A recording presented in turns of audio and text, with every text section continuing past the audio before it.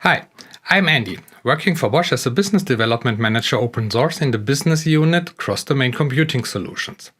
I'm with Bosch for around about 24 years, thereof 15 years as an embedded software developer in different product areas.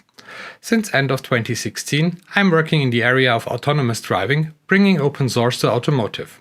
I'm currently in my music rehearsal room, where I also do my recordings, to tell you a bit more about my presentation at the DevSummit.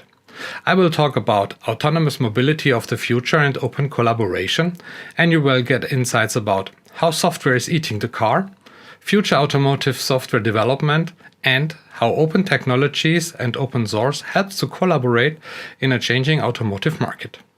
The future of mobility is software defined, so stay tuned and learn more at the link in this post.